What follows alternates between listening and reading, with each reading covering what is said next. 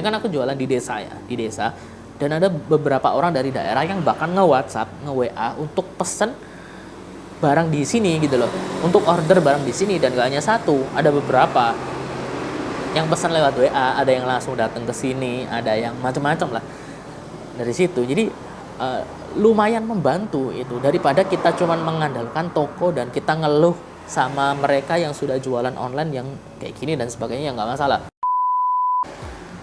Oke, halo teman-teman, selamat datang kembali di channel Giai Sangu, dan sekarang aku akan share tentang bagaimana caranya agar toko bisa bertahan di tengah gempuran dari online atau online shop ya. Toko offline, gimana caranya toko offline yang seperti ini bisa bertahan di tengah gempuran online shop yang dimana banyak sekali yang sekarang sudah berjualan online. Bahkan ada beberapa toko yang di offline yang sudah ngeluh karena ya biaya operasionalnya besar tapi penjualannya sedikit karena banyak yang berpindah, pembelinya banyak yang berpindah ke online gitu kan. Nah, bagaimana dengan toko? Nah, ini aku share khusus yang toko ya. Nanti kalau misalnya bisnis lain ada sendiri, misalnya bisnis pakaian, kemudian restoran dan sebagainya, itu ada metode atau caranya sendiri ya. Jadi itu berbeda.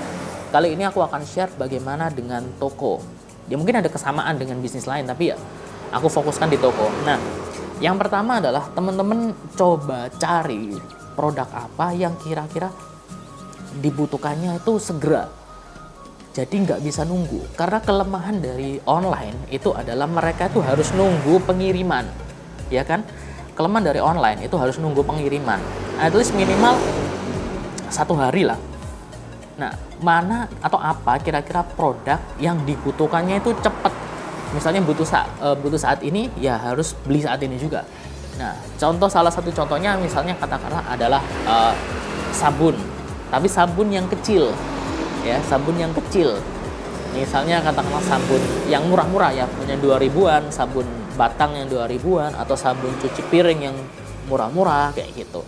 Nah, kenapa? Karena ya itu dibutuhkannya cepat, gitu loh. Misalnya katakanlah orang di rumah sabunnya habis, ya masa mereka harus nggak mandi selama 1 hari untuk menunggu yang online, gitu kan? Atau misalnya sabun cuci piringnya habis, atau sabun deterjennya habis, masa mereka mau nunggu 1 atau 2 hari nggak nyuci dulu? Padahal mereka katakanlah butuh bajunya gitu, butuh bajunya besok katakanlah. Nah, itu kan nggak bisa tergantikan.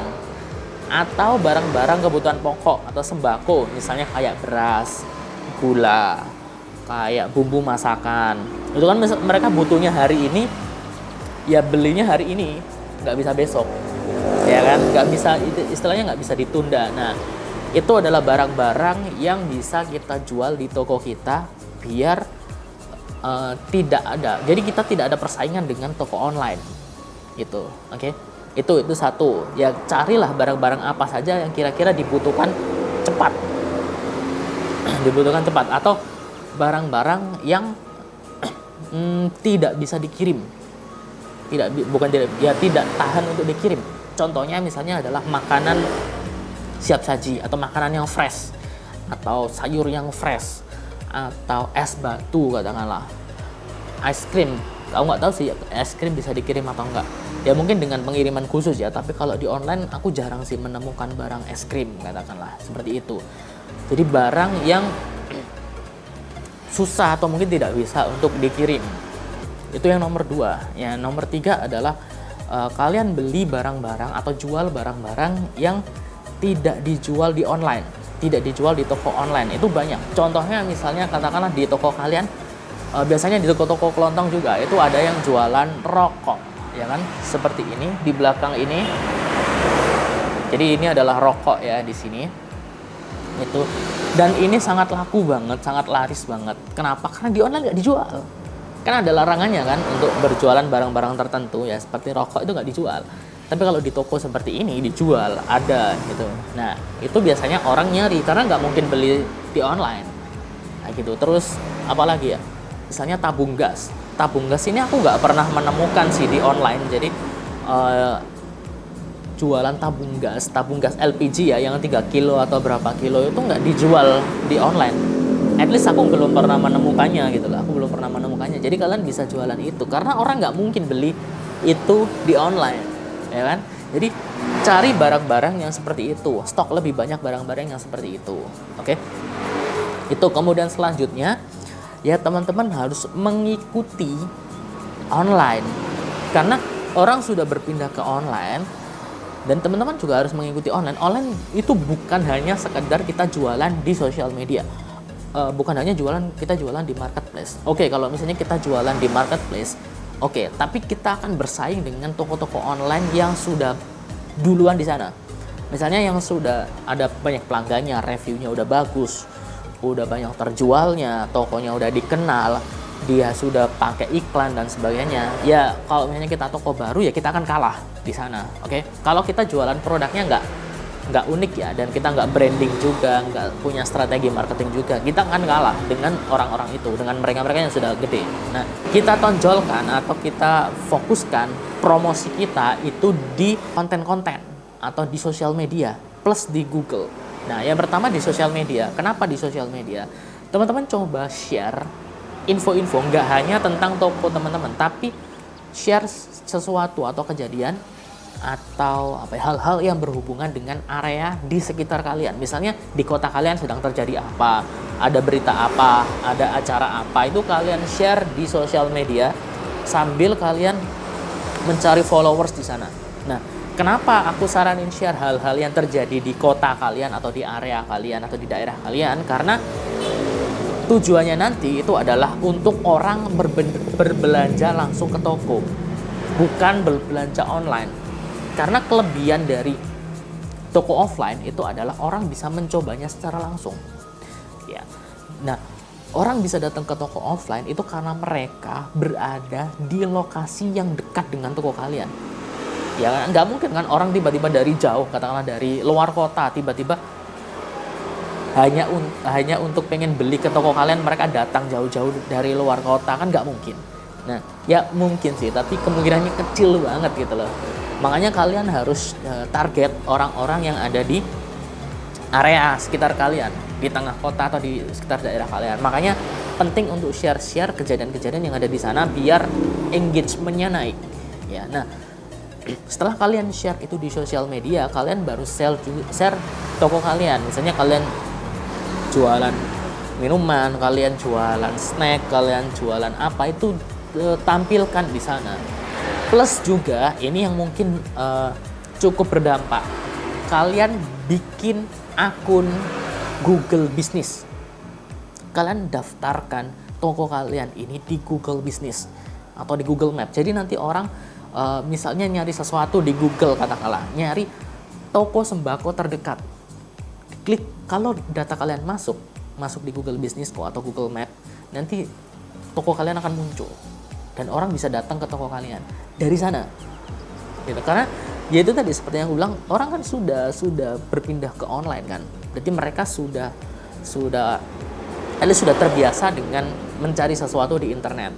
Ya, misalnya katakanlah ada orang gitu kan nyari katakanlah toko yang jualan beras di mana katakanlah, nah mereka search kemudian nyari dan ketemu nih toko kalian karena kalian posting toko, kemudian kalian posting foto-foto beras katakanlah. Nah, orang namun oh ternyata di sini ada yang jualan beras, maka akan ada orang yang ke sini. Kenapa aku bisa bilang seperti itu? Karena aku sendiri mengalami seperti itu. Jadi beberapa ada orang yang dari luar daerah ya. Ini kan aku jualan di desa ya, di desa. Dan ada beberapa orang dari daerah yang bahkan nge-WhatsApp, nge-WA untuk pesen barang di sini gitu loh, untuk order barang di sini. Dan gak hanya satu, ada beberapa yang pesan lewat WA, ada yang langsung datang ke sini, ada yang macam-macam lah dari situ. Jadi lumayan membantu itu daripada kita cuma mengandalkan toko dan kita ngeluh sama mereka yang sudah jualan online yang kayak gini dan sebagainya, nggak masalah. Atau yang terakhir, kalau misalnya kita pengen bener-bener belajar, kita bisa belajar untuk jualan online. Baik itu jualan di TikTok, misalnya TikTok ada TikTok Live, TikTok di video juga ada, Shorts video. Kemudian kita bisa live di marketplace kayak Shopee, Tokopedia, Lazada, aku kurang tahu sih. Biasanya banyak kan di Shopee sih. Nah, kita bisa coba live di sana.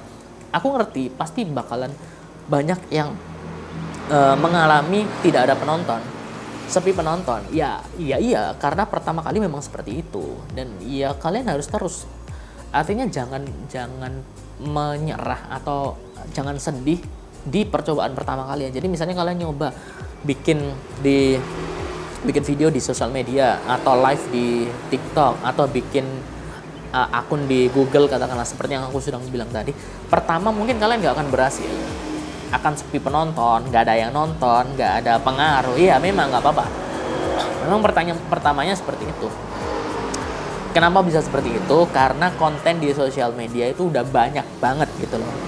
Jadi jangan pernah berharap kalau misalnya konten kalian yang cuma 1 atau 2 atau 3 itu kalian upload kemudian kalian berharap banyak yang beli, banyak yang datang gitu. Nggak mungkin, karena ya saingannya banyak, kompetitornya banyak gitu loh. Nggak bisa kalian cuma 1 doang terus mengalahkan mereka semua, nggak bisa. Makanya kalian perlu bikin konten lagi terus. Jadi jangan pernah berhenti. Nanti suatu saat gini, dari pengalamanku, dari katakanlah misalnya ini aku kasih contoh di YouTube katakanlah ya, di YouTube, karena aku kebanyakan bikin kontennya di YouTube. Bukan hanya konten edukasi, tapi konten jualan juga di YouTube. Dari katakanlah 50 video, sebenarnya bukan 50 sih, tapi ada banyak. Tapi ya kita ambil rata-rata dari 50 video itu cuman 2 atau 3 video yang viewsnya gede. Ya, yang viewsnya gede, yang ada penontonnya lumayan lah. Kayak itu, yang nggak banyak-banyak banget tapi lumayan lah.